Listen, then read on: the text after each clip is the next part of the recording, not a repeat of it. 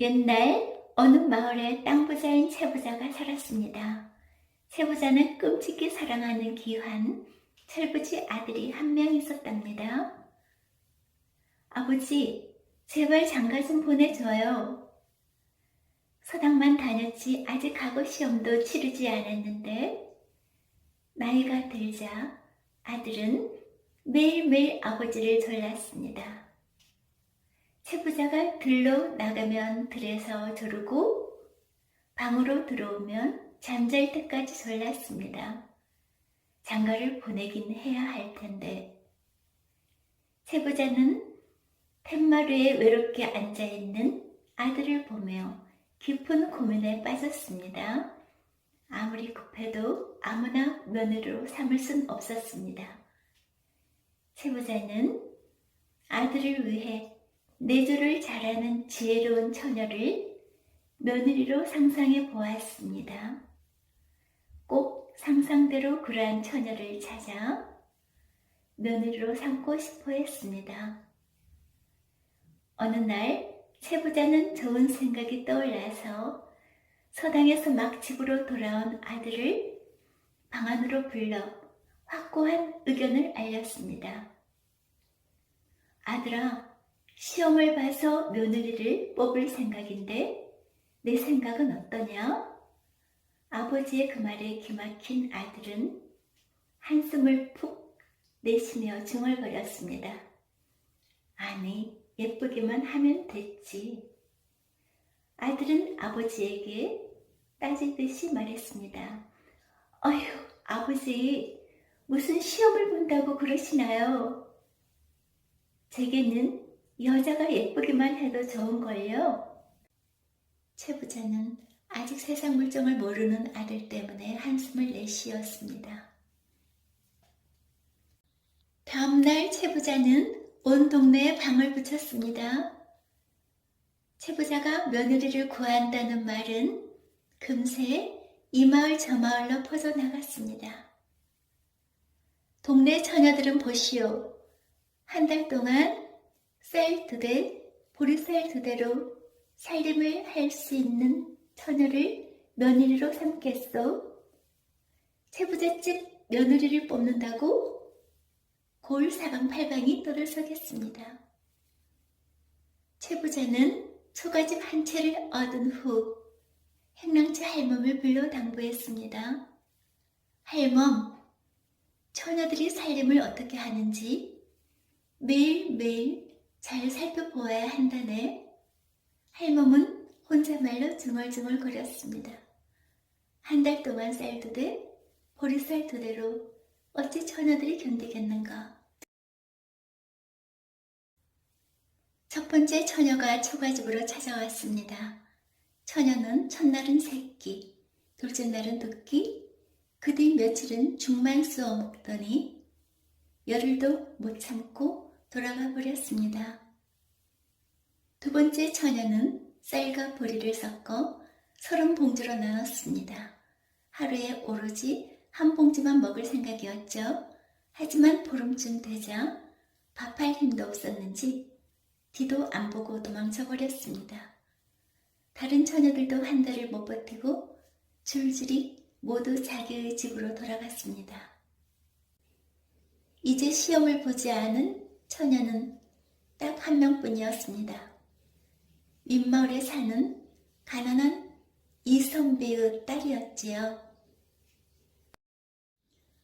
청초하고 단아한 모습의 처녀도 마침내 채부자의 처가집으로 왔습니다. 처녀는 구석구석 청소를 하고 쌀을 푹 퍼서 맛있는 밥을 지었습니다.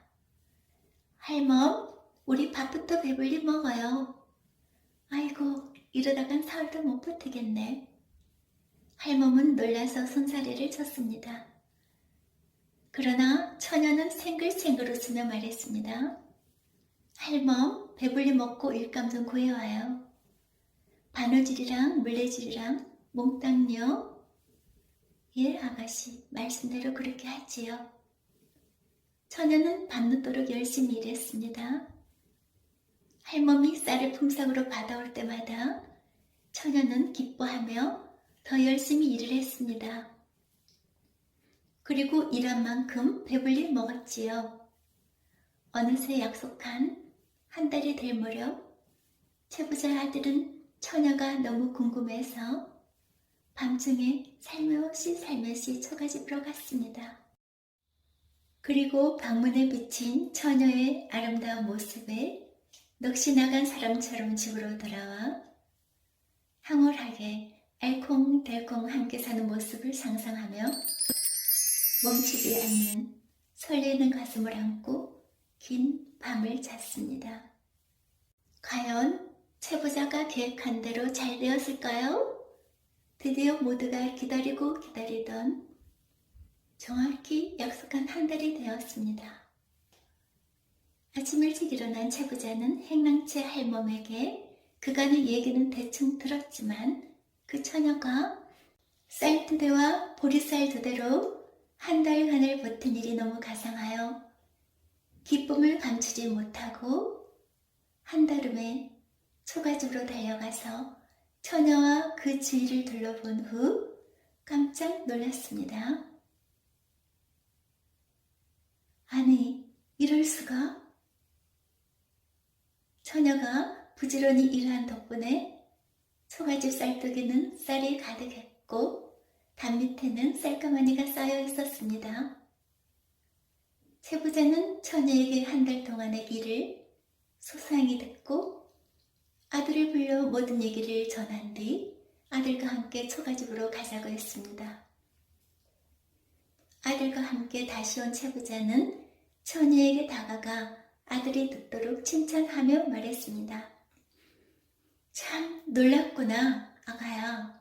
너야말로 채씨 집안의 자랑스러운 며느리구나.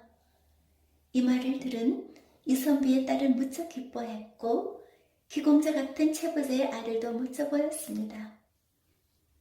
채부자는 나란히 곁에 선 아들과 처녀를 보니 흡족하여 빨리 집으로 데려가고 싶었습니다.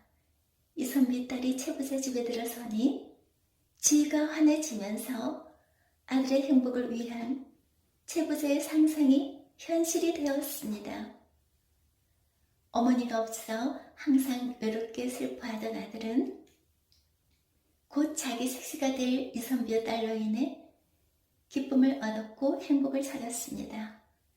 며칠 후에 채부자는 지혜로운 이선비의 딸을 며느리로 삼았습니다. 현명한 며느리는 알뜰히 살림을 살았으며 부부의 깊은 은혜의 정도 남달랐고 서로 깊이 존중하며 오랫동안 행복하게 잘 살았답니다.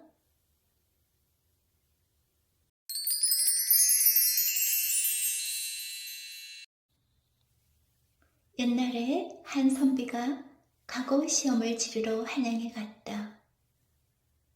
시험을 치르기 이틀 전에 연거푸 3번이나 꿈을 꿨다.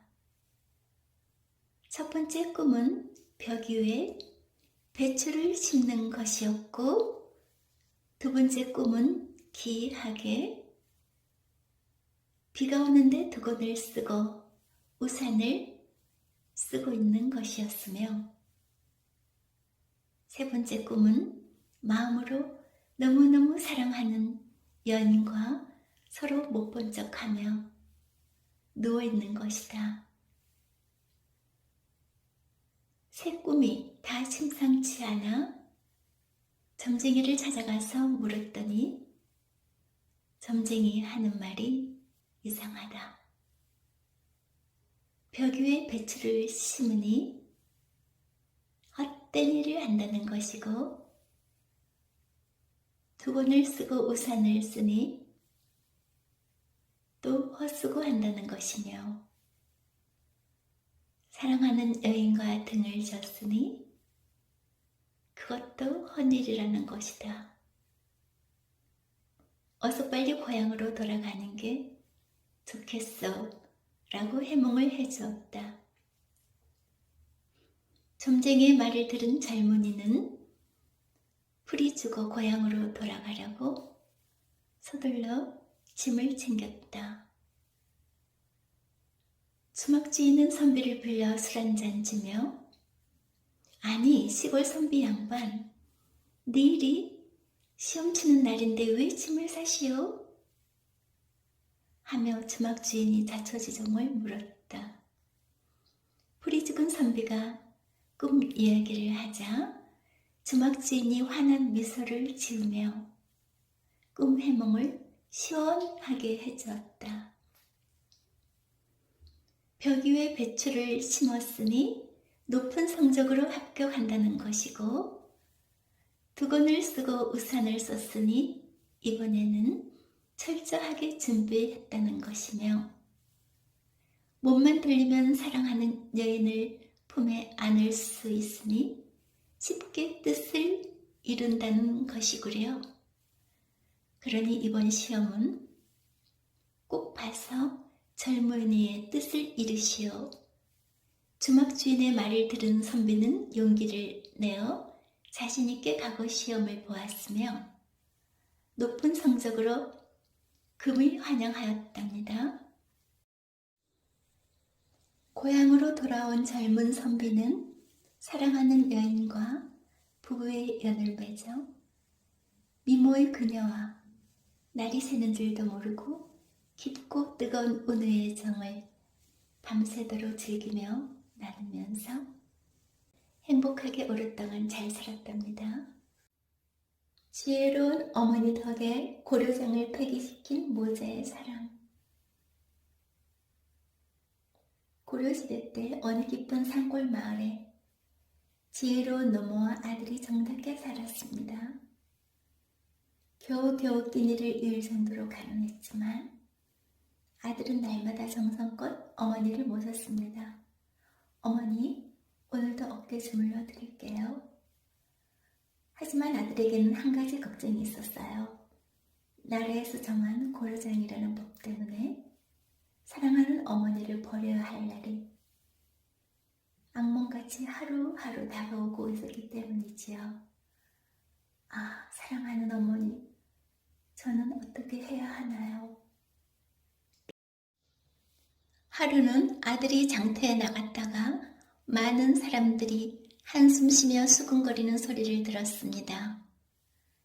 중국에서 중국 땅을 덮을 만한 큰 천을 만들어 가지고 속히 오라고 했다더군요. 하루빨리 큰 천을 구해오는 사람에게 폐하께서 큰 상을 준다지. 그러면서 사람들은 그런 큰 천을 어떻게 만들 수 있을까? 중국에서 우리 폐하를 공경에 처하게 하려는 게 분명해. 아들은 곧장 집으로 돌아와 어머니에게 물었다. 어머니, 폐하께서 정말 난처해 주셨대요. 중국 사신이 가져온 참으로 고약한 문제로구나. 어머니, 무슨 좋은 해결 방법이 없을까요? 어머니는 곰곰이 생각한 뒤 아들에게 말했다. 걱정하지 말거라. 쉽게 풀 수도 있단다. 어머니는 아들 곁으로 가까이 다가와 앉으며 아들의 귀에다 대고 쏙닥쏙닥 방법을 알려주었다. 아하, 어머님 말씀대로 그렇게 하면 되겠군요. 아들은 어머니의 지혜로운 해결 방법을 듣고 너무 기뻐하며 아침이 밝기를 뜬 눈으로 기다렸다. 다음 날 날이 밝자마자 아들은 한달음에 궁으로 달려가서 왕 앞에 무릎을 꿇고 큰 소리로 아뢰었다. 폐하, 중국에서 내 문제를 해결할 방법이 있습니다. 아니, 현명한 신하들도 풀지 못한 문제인데 과연 내가 이 문제를 풀 수 있겠느냐? 예, 폐하. 중국 사신들에게 이렇게 얘기하소서. 중국에 큰 천을 만들어 보내줄 테니 그 전에 중국의 땅 크기를 재어오라고 하십시오. 말도 안 돼. 중국 땅이 얼마나 넓은데. 신하들은 저마다 고개를 살레살레 저었다. 옳거니 참으로 현명한 답이로구나.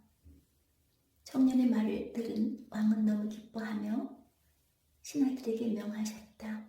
속히 중국 사신들에게 먼저 중국의 땅 크기부터 재어오라 라고 전하시오. 사신들의 그 말을 전해들은 중국 황실에서는 슬그머니 공문회를 내렸습니다. 넓디 넓은 중국 땅을 질 방법이 전혀 없었기 때문이지요. 얼마 뒤 왕은 청년을 궁으로 다시 불렀다. 예, 폐하, 아래옵기 황송하나이다. 사실 이 모든 게 늙으신 어머니의 지혜이옵니다. 폐하, 부디 어머니가 돌아가실 때까지 편안히 모실 수 있도록 해주십시오. 청년이 눈물을 흘리며 간절히 말하자 왕은 고개를 크게 끄덕이며 청년에게 말했다. 너의 효심이 참으로 지극하구나. 이와 같이 늙은 사람의 지혜는 젊은 사람이 도저히 따라갈 수 없거늘 내 모친을 통해 귀한 교훈을 얻었구나. 왕은 당장 고려장을 없애도록 명령했습니다. 고려장을 없애라는 신하들에게 명령하는 왕 앞에서 아들은 사랑하는 어머니를 생각하며 한없는 기쁨의 눈물을 흘렸습니다. 아들은 날아갈 듯한 마음을 안고 집으로 들어서니 어머니의 모습이 보석처럼 빛나 보였습니다. 물론 아들은 늙은 어머니가 돌아갔을 때까지 악몽같이 날마다 괴롭히던 고려장에서 해방되어 날마다 어머니를 편히 모시며 오랫동안 행복하게 오랫동안 잘 살았다고 합니다. 끝까지 시청해 주셔서 고맙습니다. 무더운 날씨에 몸 건강히 잘 지내시고요. 더 좋은 영상으로 다음 시간에 뵈어요. 구독, 좋아요는 사랑입니다. 그럼 안녕히 계세요.